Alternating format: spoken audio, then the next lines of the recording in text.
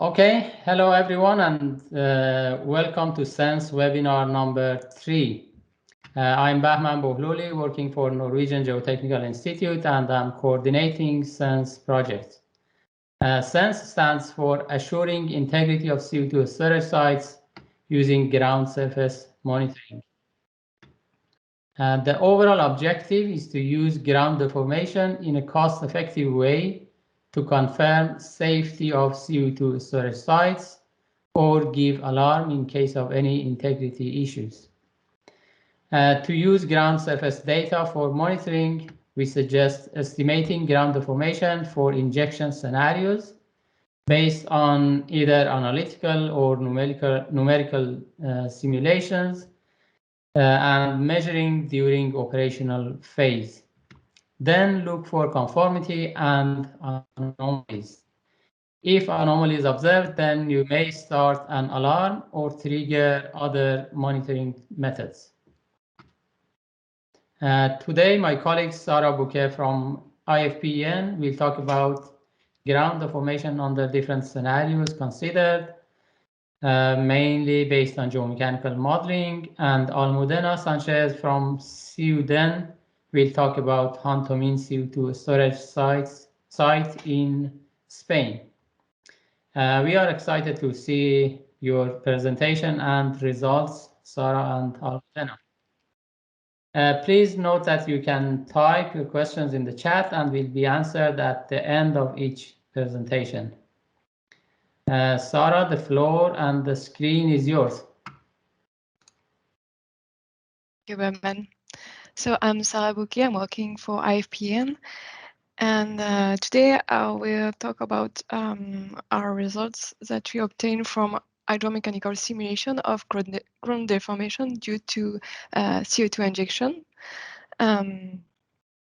So I will try to give you a global overview of the work that have been performed so far.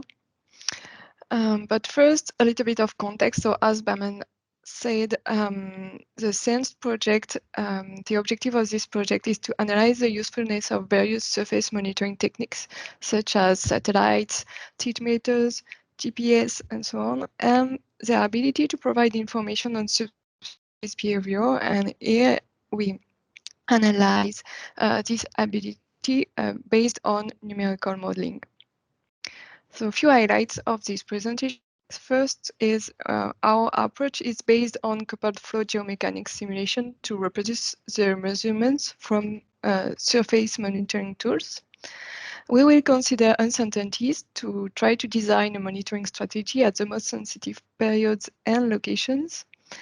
And one of the main objectives is to identify whether surface displacements are likely to be visible by these monitoring tools, and try to identify which conditions impact surface displacements. The first objective is to define when, where, and for which conditions surface displacement can be detected by the monitoring tools. So we will present first our synthetic models for different geological contexts that we used to do this analysis. And we will evaluate on these models the observability of surface displacements, and this will be based on statistical analysis. We will also evaluate the fault's impact on surface displacements. Second objective is to prove the ability to provide information on subsurface behavior thanks to the surface monitoring. So we will first show the potential for constraining subsurface processes based on surface monitoring with a sensitivity analysis. We will, after that, we will suggest a methodology to optimize the design of monitoring plan to better constrain the subsurface properties. And at the end, we'll have a look at the risk analysis based on failure criterion calculation calculated based on our simulation. So for the methodology, so the studied deformation mechanism here is only elastic, And we use coupled fluid flow and geomechanical model, either in a one-way or in iterative coupling. So the fluid simulator is PUMA, and in the one-way case, you simulate your pressure and gas saturation, for example, due to the CO2 injection, and the output from the flow simulator is sent to CODASTER, which is the geomechanical model, and it gives you the surface deformation. But you don't.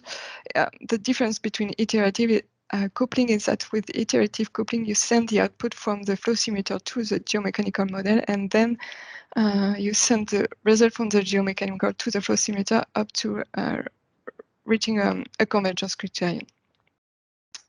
Another important thing is we use a double Drucker-Prager criterion for the analysis of formation integrity, and I will go in more details on this criterion later on. Another part of the methodology here, it's the uncertainty study. Because we would like to see if we can monitor surface displacement, even if we don't know what's going on in subsurface. So we first define the uncertainty in subsurface properties. Then we define a design of experiments in terms of flow simulation, flow and geomechanics simulations. And then based on this simulation, which is a training sample, we calculate dependency measurement between, for example, your observation on surface from simulation and your uncertain parameters. And so you can find which parameter are which one are the more dependency between observation and uncertain parameters. You can also build meta models based on this simulation and perform your sensitivity analysis, which gives you which parameter are the most sensitive.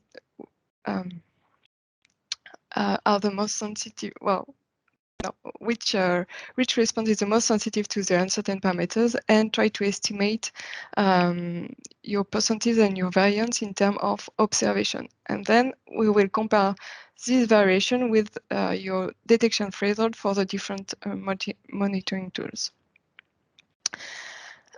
So let's try to explain you with the application. So we have synthetic cases in two geological contexts. So the first one is the anticline trap. So basically you inject your CO2 at 6 kilometers from the anticline summit.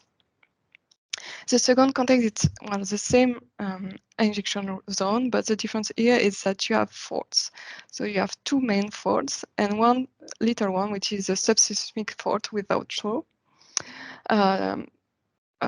To notice that we model from the underburden up to the surface. And for each of these geological contexts, we define 3 scenarios, which are a simple uplift scenario study with or without faults and with different hydraulic behavior of the faults. And these 3 scenarios are inspired from representative real cases. So these 3 cases are, the first one is a carbonate case, which is inspired from Brindisi and Michigan Basin storage sites. The second one is the sandstone one from Insala and Gorgon project. And the third one is sandstone 2, which is based on snowbit decatur and Outre data. So this gives you 3 different contexts of CO2 injection with different uncertainties in subsurface properties. So this should give us realistic uncertainty intervals for our subsurface properties.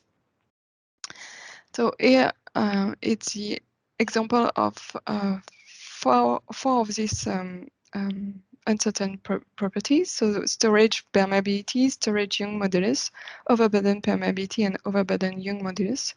We make varied 9 of these parameters with a given range, which is given by literature data for both overburden and reservoir. So it's the example of the values that we can get for the 3 different cases. So you see that they are quite different in terms of permeability and Young modulus, and this gives to to each of these scenarios different properties. For example, in terms of injectivity, you see that sandstone one, such as in Sarah case, you have a low injectivity with a quite low permeability for the storage formation. On the contrary, for the sandstone 2, you have a very high permeability in the storage formation, which is equivalent to what you can observe in Decatur, but also, for example, in Sleipner. So you have a high injectivity. And the carbonate case, it's something in between with a moderate injectivity, between 15 and 150 millidarcy. So this, based on these uncertainty intervals, we sampled more than hundreds of combinations of these different properties to give you a large range of what we can expect for each of these scenarios. So it's what we obtain in terms of storage capacity estimation. So we inject CO2 for 10 years with maximum overpressure and maximum injection rate. You see on the right, on the top it's a PHP, in the middle it's injection rate. The different color lines are for the percentage. So in blue, it's for the percentage. In red, it's the median from the hundreds of simulations. And the gray lines are the different simulations. Each time you see a plot with all of this color, it will be the same thing. Red, it's the median. Blue, it's the percentage. And gray are all the simulations. So here you see that for sandstone 1, because you have a high injectivity, you reach the maximum of injection rate for all of the simulations. So the difference here between simulation will be in BHP. And it's totally the contrary for sandstone 1. You reach the maximum pressure, but you have different injection rates. So what you obtain finally, it's for all the simulation here, the capacity for sandstone 1 will be 10.7 million tons of CO2. On the contrary, for sandstone 1, it will be between 0.4 and 4.7 million tons of CO2 injected. And for the carbonate, it's something in between, so between 1.9 and 10.7 million tons of CO2. So with this three scenario and the different simulations, different uncertainty intervals, we try to mimic what we can observe in reality and what kind of uncertainties we can have. So what do we obtain in terms of surface displacement? So it's a result of the cumulative surface displacement at the end of the injection for the three scenarios. So again, blue line are percentile, red line it's median, and gray line are all the simulation. So you see that for sandstone 2, after 10 years of injection, the maximum relief is still below 1 centimeter. On contrary, for sandstone 1, we have a very high uplift between the maximum is between 5 millimeter and 5 centimeter in 10 years, close to the well. And for the carbonate, it's again something in between 2.5 millimeter and 1.5 centimeter. So basically, the uplift intensity extend because you see that it's very close to the injection well for the sandstone 1. It does more propagate for the carbonate and sandstone 2. So the extent, the shape are directly related to the subsurface behavior. So it's a good thing for the surface monitoring tools. One specific behavior that you can see after the end of the injection, so 3 years after the end of the injection, you have a subsidence. We observe a subsidence around 2.5 millimeter for the carbonate case, 6 millimeter for sandstone 1. And for sandstone 2, you have a significant effect of the anticline structure. Remember that we inject 6 kilometers from the anticline summit, so CO2 will migrate after the end of the injection up to the summit, and we can see that in the surface deformation for sandstone 2 case. And so this behavior is directly related to the pressure variations that you obtain for the different scenarios, with a very high pressure close to the well for sandstone 1, for example, and it more propagates in carbonate case. So here it's in the caprock. So you see that there is something weird here in the caprock, like you have less increase in pressure on top of the rail compared to the other case, and this is explained by a specific behavior here of the sandstone 2. But it's interesting to notice that you can see on surface, it's that when we inject CO2 in sandstone 2, because it has a very high permeability, it migrates directly up to the top of the storage formation. And because you have a high entry capillary pressure, water cannot migrate directly from the reservoir to the caprock on the top of the well, because it's saturated in CO2. So you have a less pressure here in the caprock on top of the well compared to the other side. So now we have seen that we have a direct link between what's going on the surface and on surface. So are we able to detect this on surface? So here we compare what we obtain in terms of surface displacement with a detection limit from satellite tools, so INSAR. So here it's 1 millimeter by year. The red arrow shows you the detection limit for INSAR tools, and you see that based on our statistical analysis for the few hundreds of simulation. So here it's a statistical analysis with the red, it's 19th percentiles, blue, it's 10th percentile,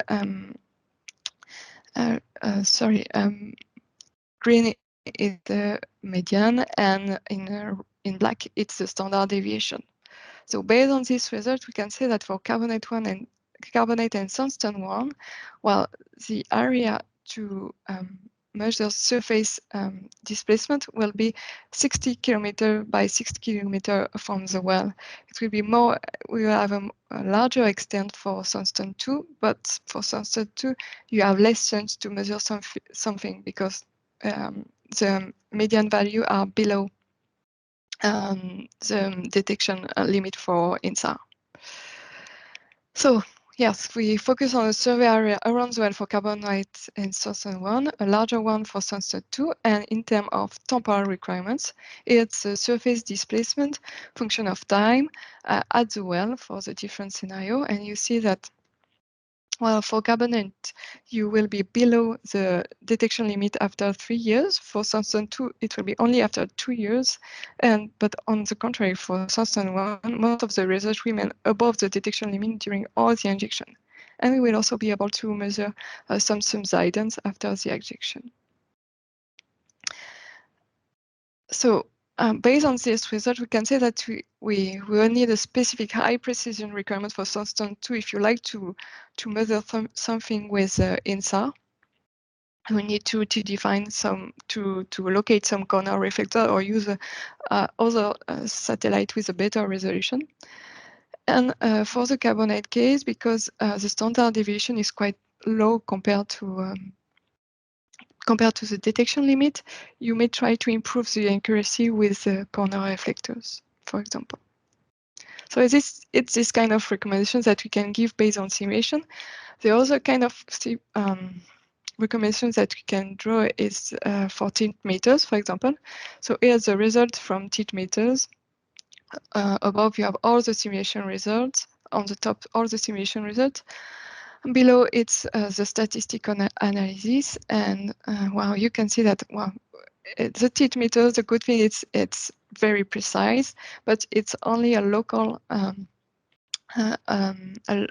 local observation. So you have to define where you will locate your tint meters. And here we propose to locate tint meters where you have the highest standard deviation, so where you have the highest dispersion in results, so to be the most informative.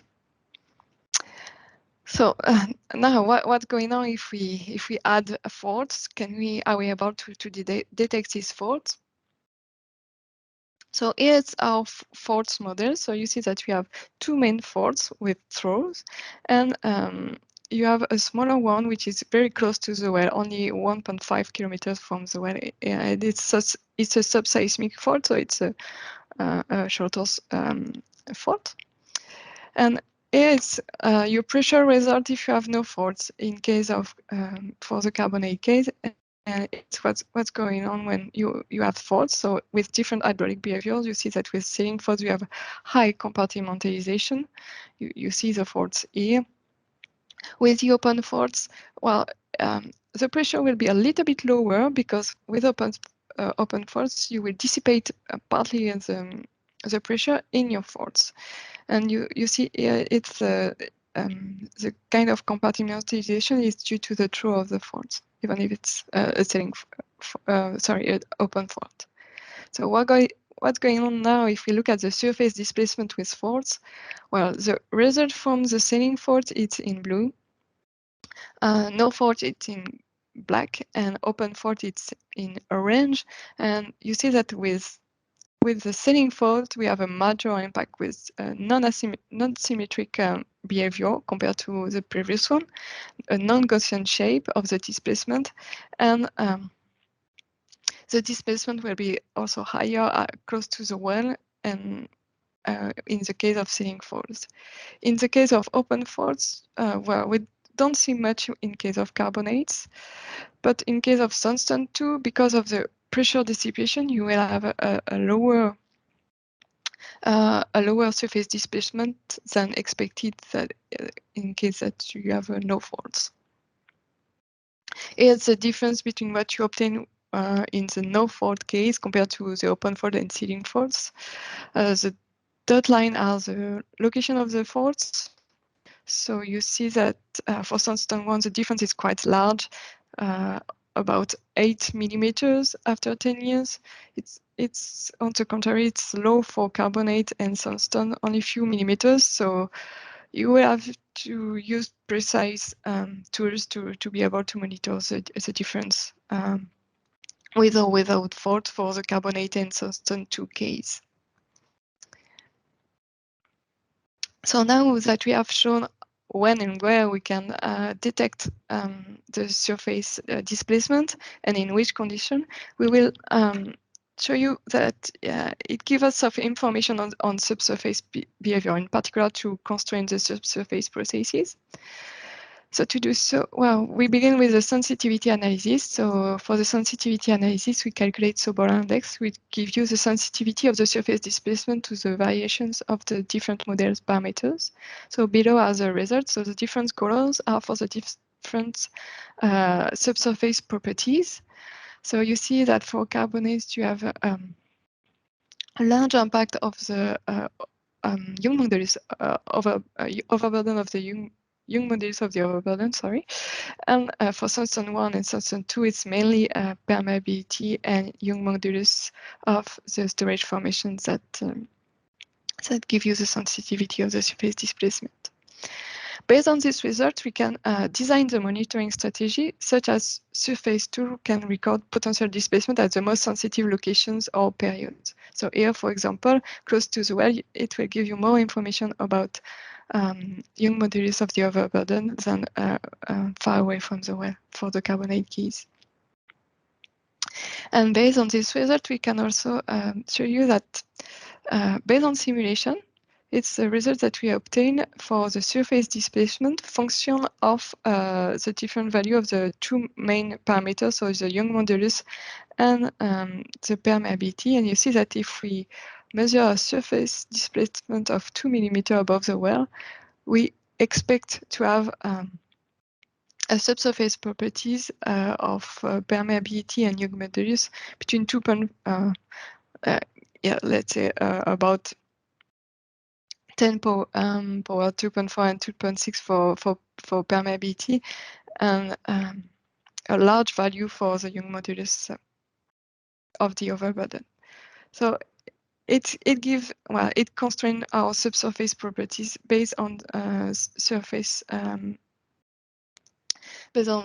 observation. So it will be useful for the inverse problem. Now, can we try to design an optimized design of monitoring plane based on simulation to better constrain these subsurface properties? So to do so, we calculate the standard deviation. The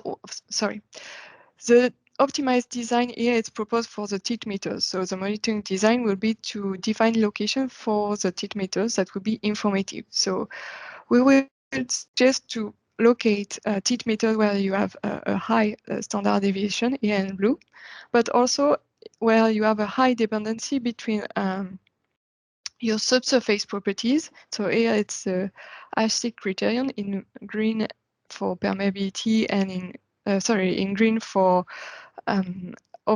Young modulus overburden and in red for the permeability. So where you have the highest dependency between these parameters and the surface observations. So here we select location, function of this dependency and standard values.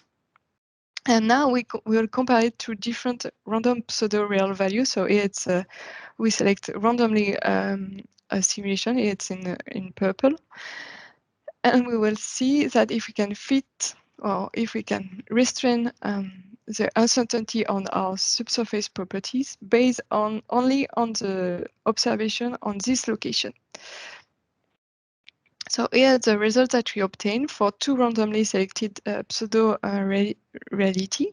So in red is the pseudo-real value, and you see the distribution for the permeability. And here on the left, it's when you are only using observation from the selected location.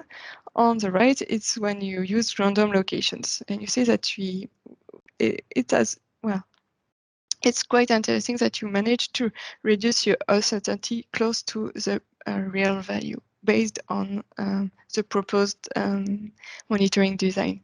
So it gives you a quick assessment method to estimate the value of observation data and to optimize the monitoring design with a valuable information to reduce the uncertainties on subsurface properties. So now, what's going on if we want to look at the risk when you inject CO2 based on this simulation? So we perform an integrity analysis based on Drucker-Prager criterion. So it's two criterion. Here you see the inner, you have the more Coulomb criterion between the inner and outer Drucker-Prager. And we represent the stress for each element here in blue. Each point is one element of the model, and the red line and green line are the criterion. And so if you are above this criterion, you know that you are in situation of risk for the integrity either of your caprock or for the faults. We also consider four initial stress regimes. The first one is extensive, compressive, and two strike slip regime. From our result, we observe that for the extensive regime, in almost all cases, you never reach both criterion, so it's quite safe. But on the contrary, for strike slip one, very often you will cross this criterion, and so you may have well, your integrity is not anymore answering.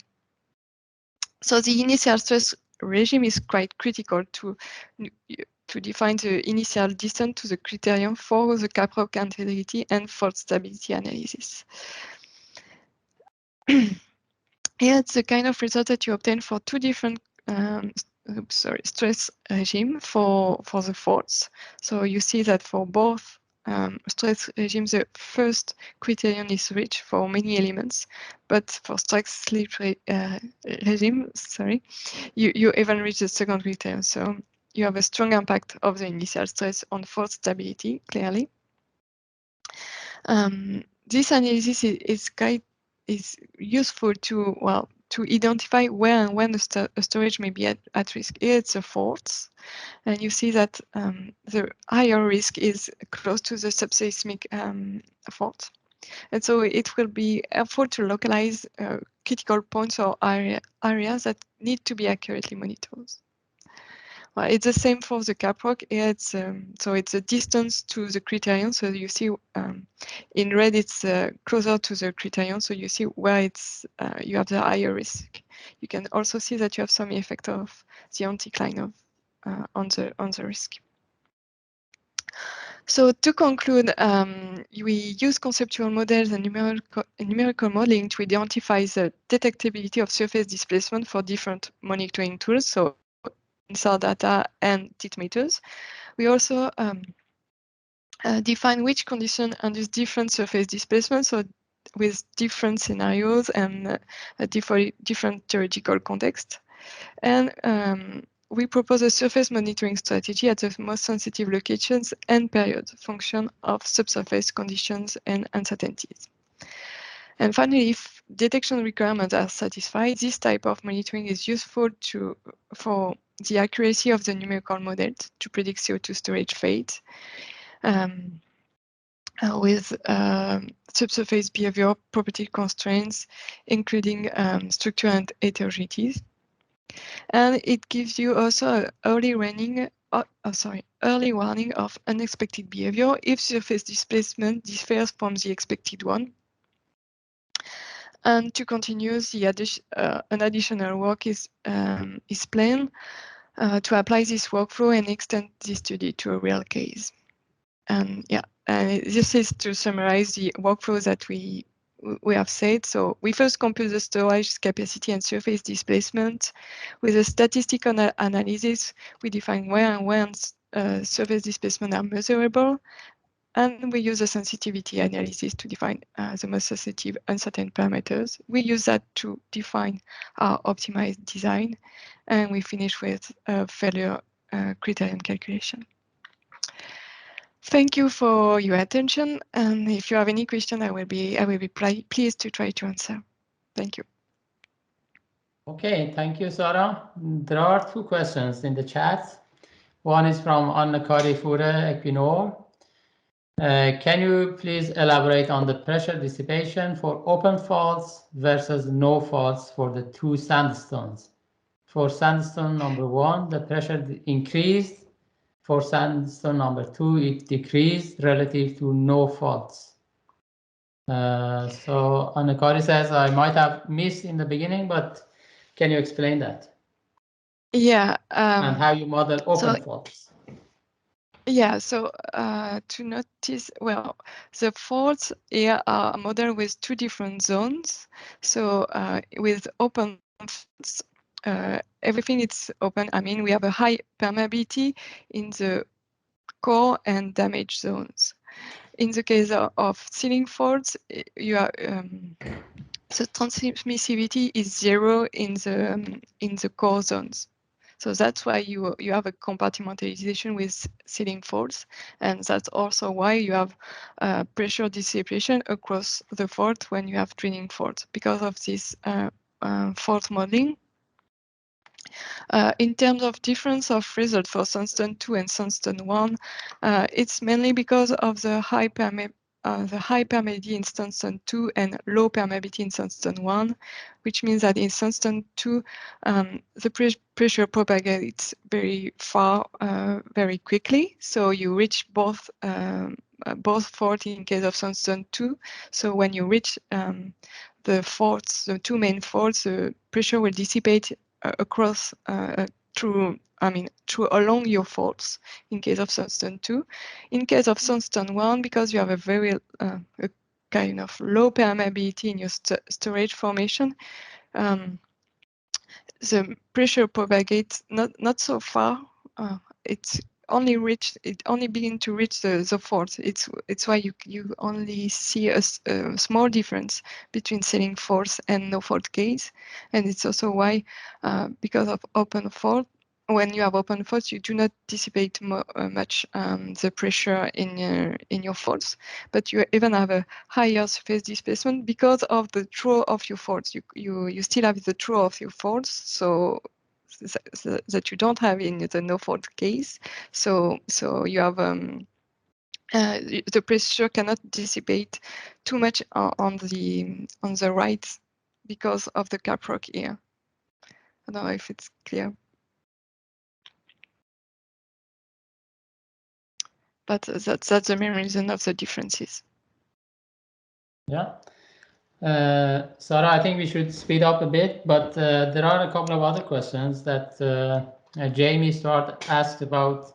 Interested in pore pressure change in cap rock immediately above the CO2 plumb in the crustal region. Didn't catch all the argument explanation. Pressure change over there. Yeah. Well, let's let's try with the sandstone one case. You see that your plume of CO2 is still close to your injection well because of the low permeability. So the pressure can easily dissipate to the caprock through water migration from the storage formation to the caprock. It's not possible in the case of sandstone to just above the well because you have your CO2. You have your CO2 plume.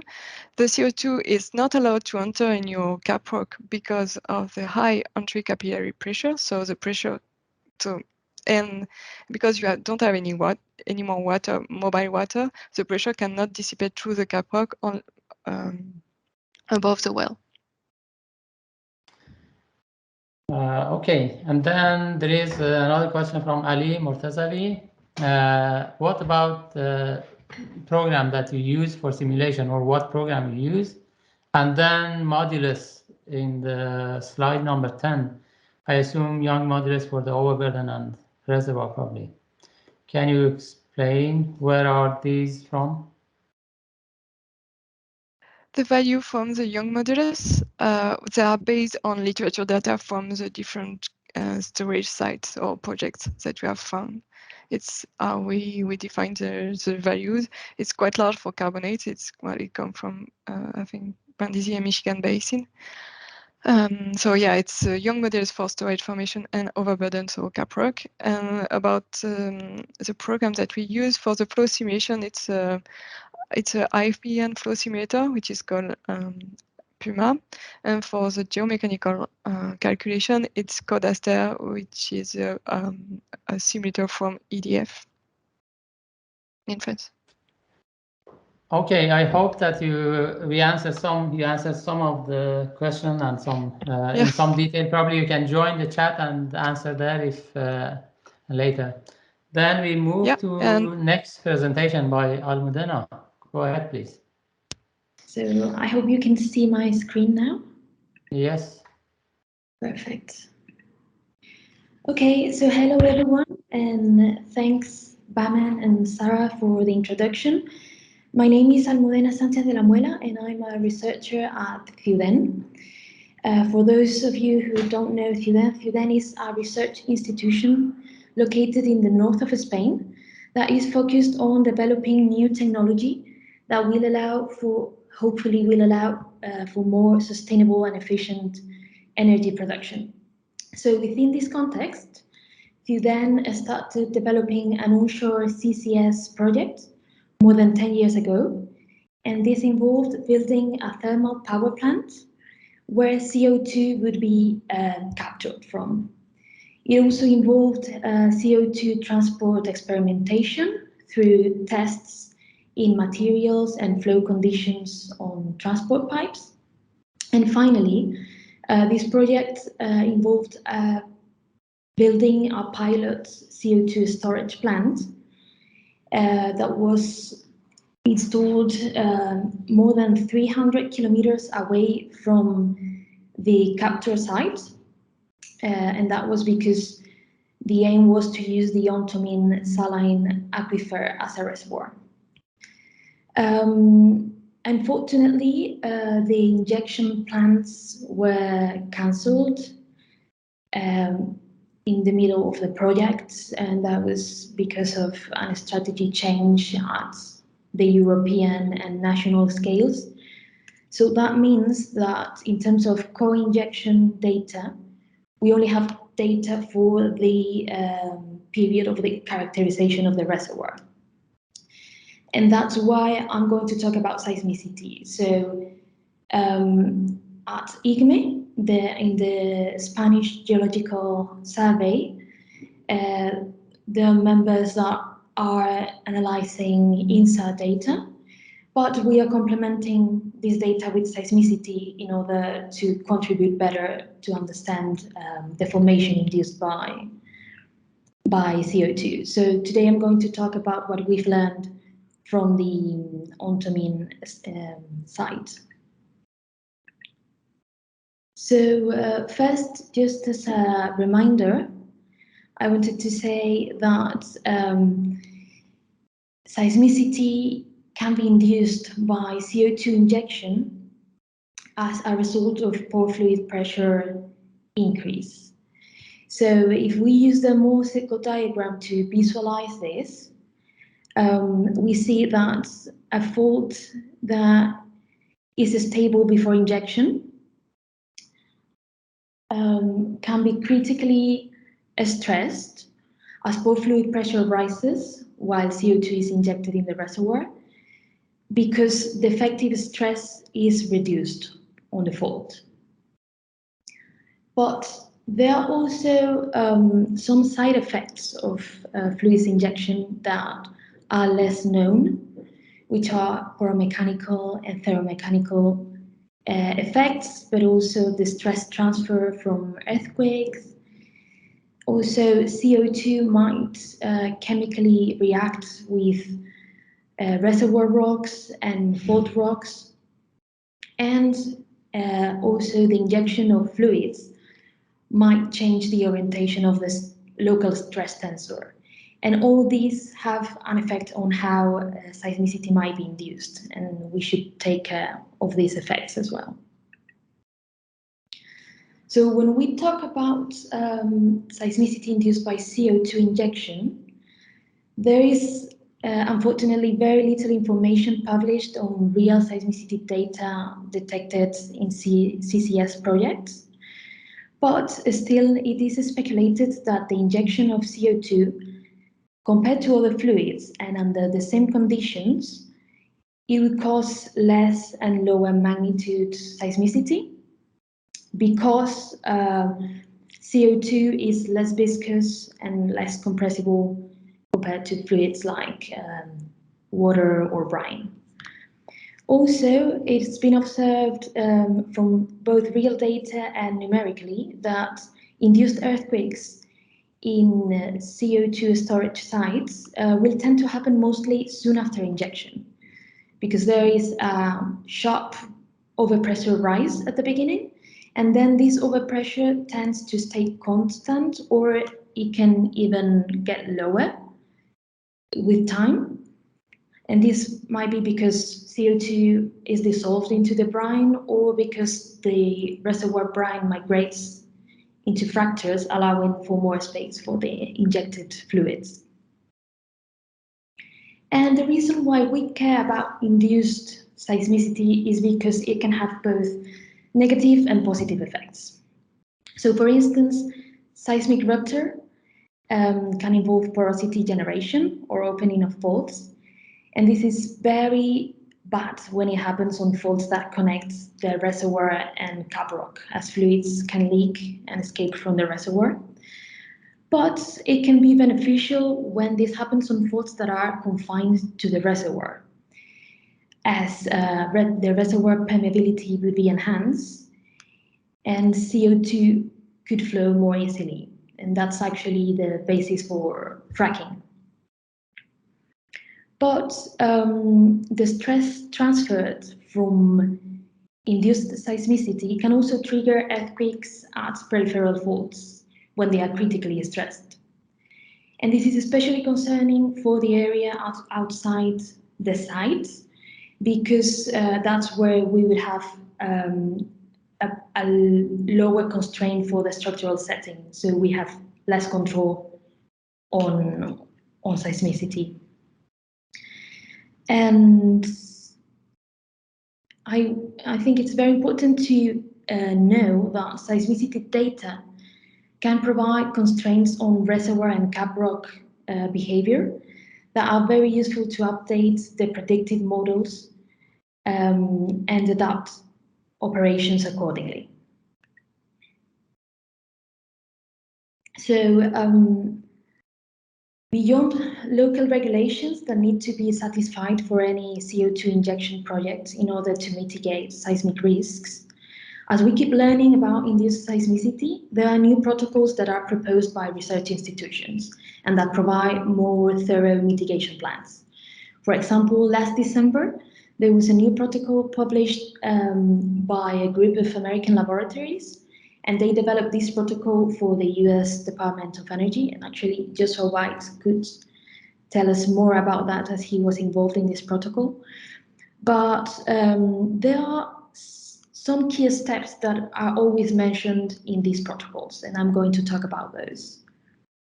So first, at the beginning of any CO2 storage project, the site is characterized, and at that stage it's very important to generate an accurate 3D model of the faults in the area. This is done using structural mapping, geophysical data, and wellbore data, and that first model can be improved by restoring the model to a zero deformation state. Then we can simulate the deformation needed to get to the current state, and that way we can obtain all potential faults that are not imaged by the acquired data.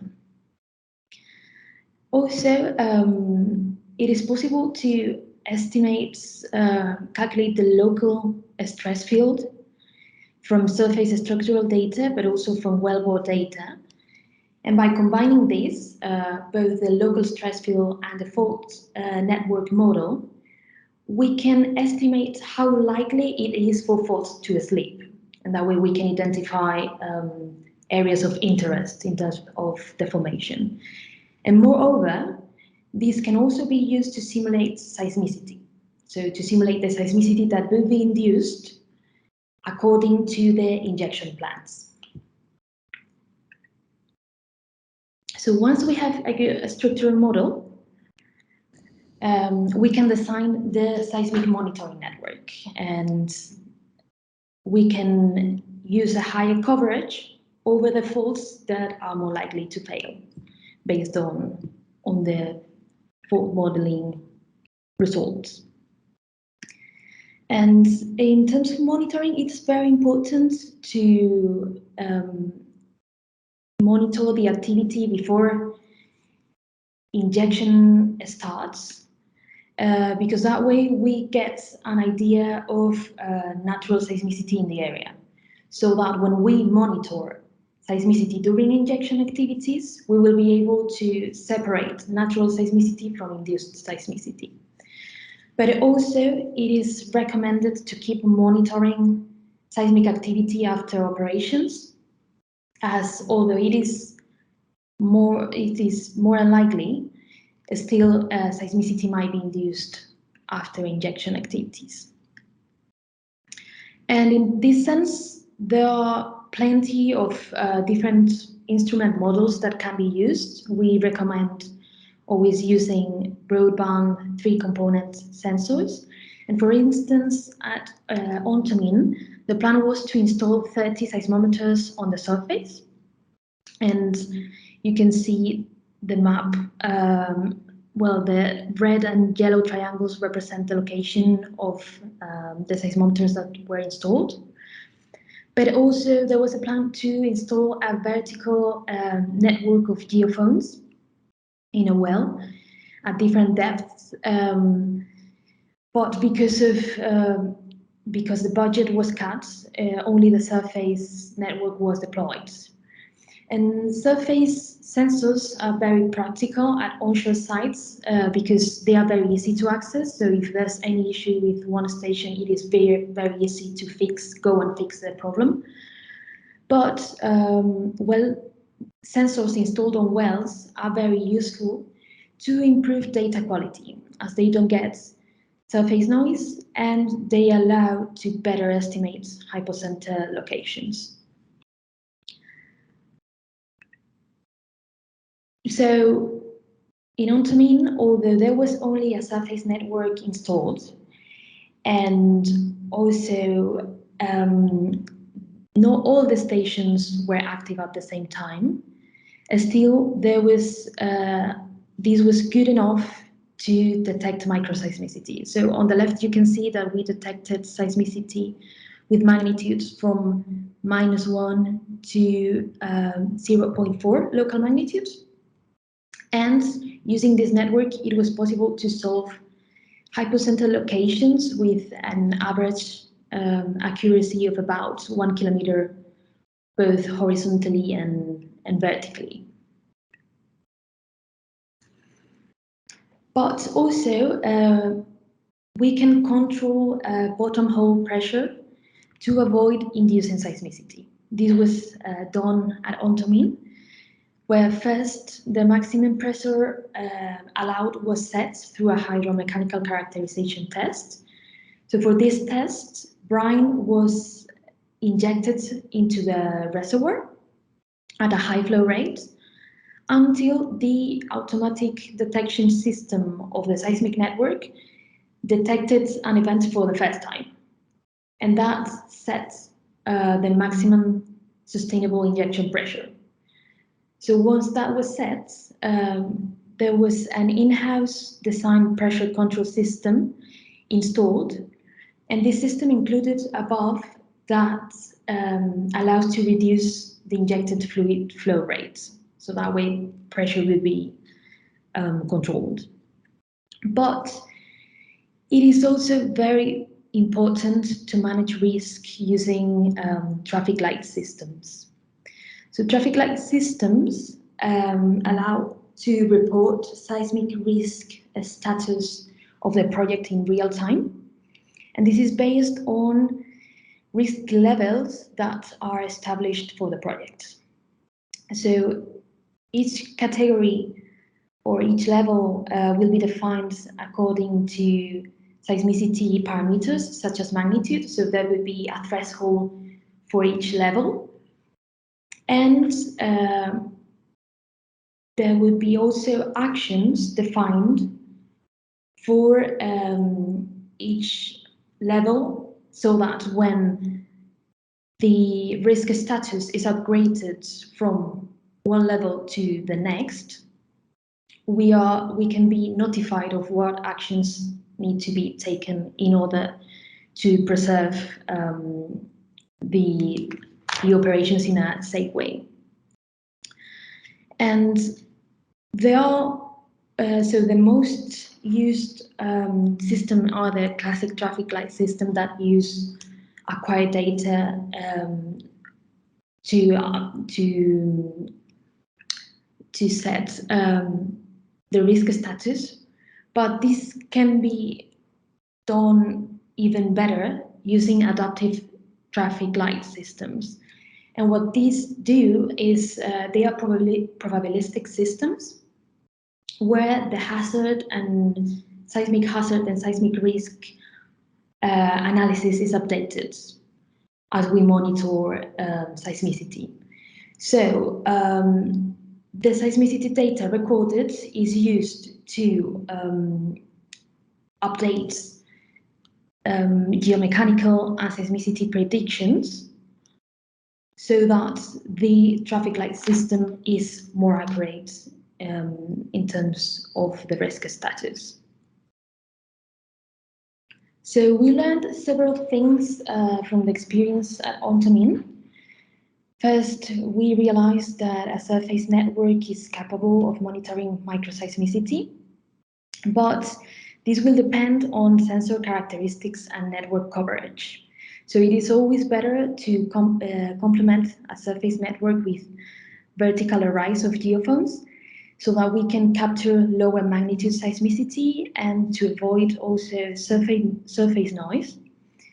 But also it's good to improve location accuracy.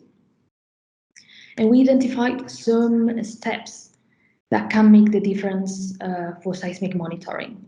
So these are characterizing the baseline seismicity before injection. That's very important, so that we can better characterize induced seismicity. Then we see that fault network modeling and seismicity modeling are very useful to understand induced seismicity. But also, what we saw, we had network performance issues, so we deeply recommend to monitor network performance throughout the project. But besides monitoring seismicity as a security measure, seismicity data can provide very useful information on the response of the reservoir and cap rock to injection.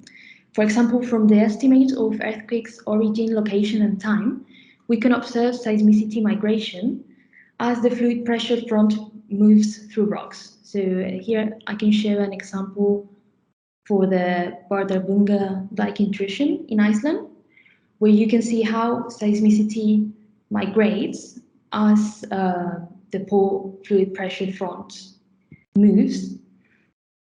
So, and the rate of the seismicity migration is related to the fault hydraulic diffusivity. So that can be used to estimate fault permeability.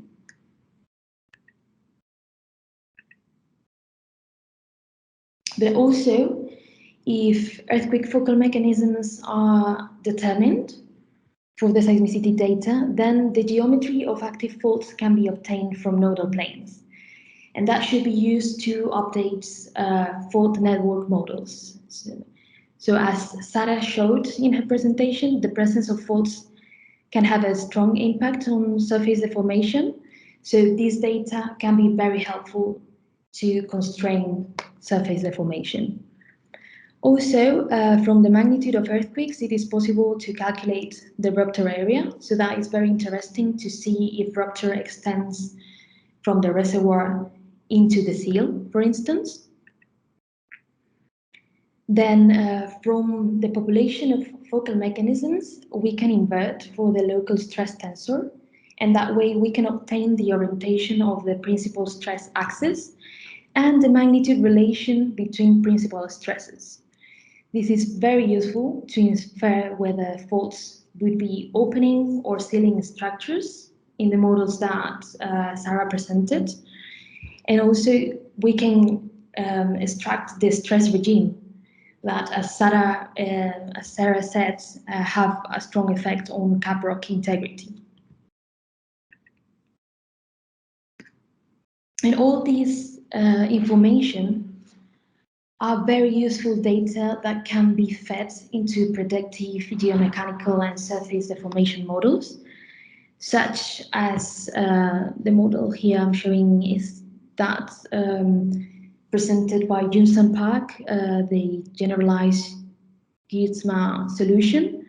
But also these data could be used in other models such as those shown by Sarah, and that way seismicity data can better help updating traffic light systems and adapting operations to be more safe during CO2 injections. So just to finish, I just wanted to highlight the advantages and disadvantages of seismicity monitoring in onshore CCS projects. So seismicity monitoring can be quite cheap because there is a big variety of instruments in the market that we can use, and there are very cheap instrumentation that can be used. Then at onshore sites, stations, especially surface stations, are very easy to access, so management of the monitoring network can be very easy. And then as there is a very strong interest in better understanding and mitigating seismicity, not only induced, but also natural seismicity and volcanic related seismicity, the software that are used for processing and analyzing seismicity are improving a lot. So more artificial intelligence is getting involved into this software. So there are very nice tools now available, and seismicity data, as I said, provide very useful constraints on reservoir and cap rock behavior. But on the other side, the results from seismicity data depend on seismicity generation. So if we are lucky enough that we don't induce seismicity during CO2 injection activities, we would not have data to be used as constraints for the models. But also seismicity data provide very localized data. So that can be tricky when we want to get an overall picture that would need extrapolation from data points. And the results and the usefulness of results will depend on network characteristics and network size. So the larger our monitoring network is, the better, because we will have more data, but also the better the distribution of the seismic sensors, the better quality we will get. So thank you very much for listening. Sorry for this long talk, and please feel free to ask anything. Thank you. Okay, thank you, Almudena. There are a couple of questions in the chat from Jamie. Thanks for presentation. Are you familiar with Castor CCS project offshore Vinaros, Valencia, and its early abandonment due to induced seismicity? Any wish to comment on that? Oh, yes, so that was quite an important case. It was not a CCS project, but a gas injection project in Spain, if I'm correct. I know that the results from trials have been published lately, but unfortunately, I'm not very updated on this, so maybe someone else can comment better on that. Maybe Juan or someone from IGME can better comment on that. I don't know if Raúl or Adria are here. I think Adria is in the audience. I don't know if he can answer, but why probably, yeah, probably can answer in the chat then, Adria. Another question from Ali Murtazavi is interesting work. What was the measurement depth of seismicity? Did you install your array only on surface? What is the significance of measurement depth? Or probably, yeah. Okay, so I'm not sure I understand the questions on depth. So we only installed a surface network. I might have not explained myself well, but we only had a surface network, although we really wanted to have an array of geophones installed at different depths in a well, but that couldn't be done because of budget issues. And I'm not sure if you're also asking about the depth of seismicity. Yeah, so you located the events, depths of microseismic events? Yes, so the depth of the events we detected go as deep as a bit more than 2 kilometers depth. So that is just below the bottom hole of the injection well. Okay, but it is close to the injection point. Is that correct? Exactly. Yes, although there were also some hypocenters a bit farther and more shallow compared to the well. Yeah. Okay. Yeah, I think Ali says depth of sensor installation. That is probably related to the well, inside well, but you didn't have any downhole seismometers, right? Exactly. Yes. Yeah. Yes. So the depth of sensor installation in the surface was about 2 meters. Yeah. Okay. Thanks. Okay. Any other question? I see a link from to the Castor project. Thank you for that. Okay, I think we are 5 minutes over time. So I think we can, if there is any other question, we can, yeah. That's a comment from Adria. Yeah, with that, I think we, yeah, thank you, Sarah and Almudena, for very good presentations. And thank you, everybody, for joining us and for taking part in questions and discussion. And we hope to see you in another CCS forum. We will have more webinars later this year where we integrate results from different work packages and try to integrate results for a cost-effective monitoring. Thank you. Have a nice morning, afternoon, or evening, wherever you are. And bye for now.